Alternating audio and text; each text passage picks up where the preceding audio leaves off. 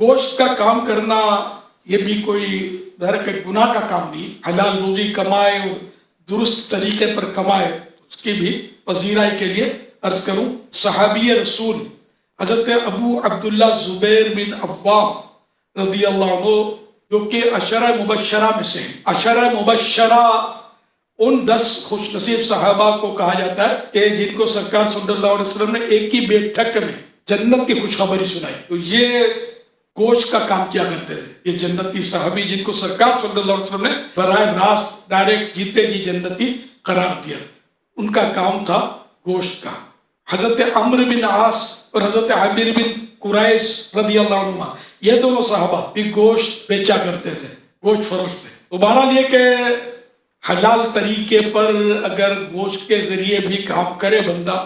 اور جو شریعت کے احکام ہیں ان کو بجا لائے، حرام اس میں نہ کرے، دھوکہ نہ کرے،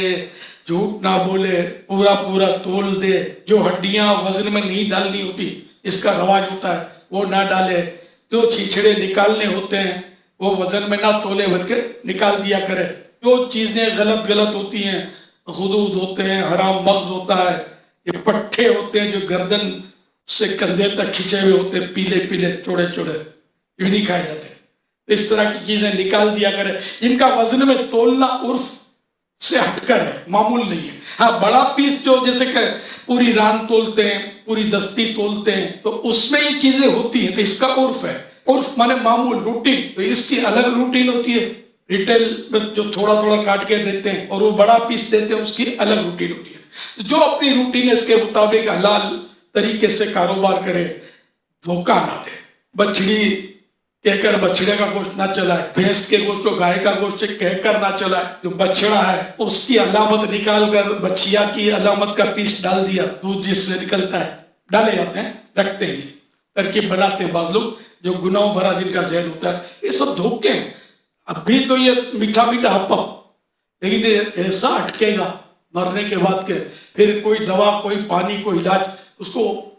بچا نہیں سکے۔ تو اس لیے اللہ سے ڈر کر کام کریں گے تو انشاءاللہ بیڑا پار ہوگا دنیا اور جہان میں۔ پیٹ تو بھر ہی جاتا ہے، کیڑے مکوڑے کا بھی بھر جاتا ہے۔ اللہ پاک کیڑی کو کن دیتا ہے تو ہاتھی کو من دیتا ہے نا، اللہ پاک سب کو دیتا ہے۔ جھوٹ نہیں بولیں گے تو بھی پیٹ بھرے گا، جھوٹ بولیں گے تو بھی پیٹ بھرے گا، لیکن یہ پیٹ جھوٹ سے بھرے گا تو آگ بھرے گا، اور سچ بول کے بڑھے گا تو سمجھو نور بھرے گا۔ دھوکہ دیے بغیر کاروبار کرنا ہے اور بالکل ریئل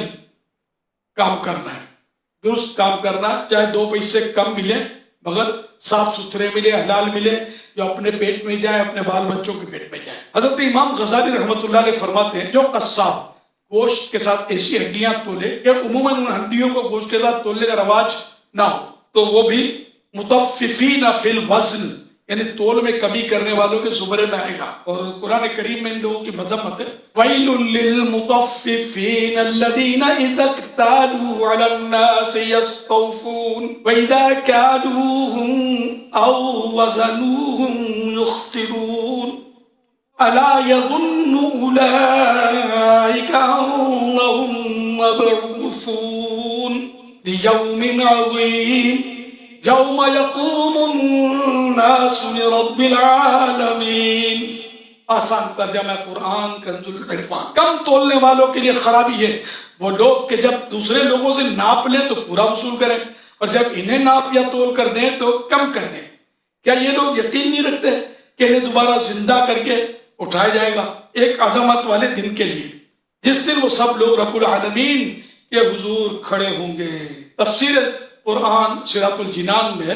ناپ تول میں کمی کرنے کی تمام صورتیں اس آیت میں داخل ہیں، جیسے کپڑا ناپتے وقت لچکدار کپڑے کو کھینچ کر ناپنا،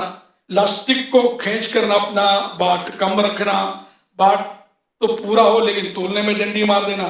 چیز کو زور سے ترازو میں رکھ کر فوراً اٹھا لینا، ترازو کے پلڑوں میں فرق رکھنا، ترازو کے جس حصے میں باٹ رکھے جاتے ہیں اس کے نیچے کوئی چیز لگا دینا، وزن کرنے کے الیکٹرانک آلات کی سیٹنگ میں یا میٹر میں تبدیلی کر کے کم تول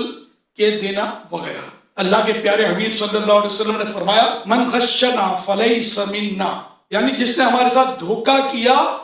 وہ ہم میں سے نہیں۔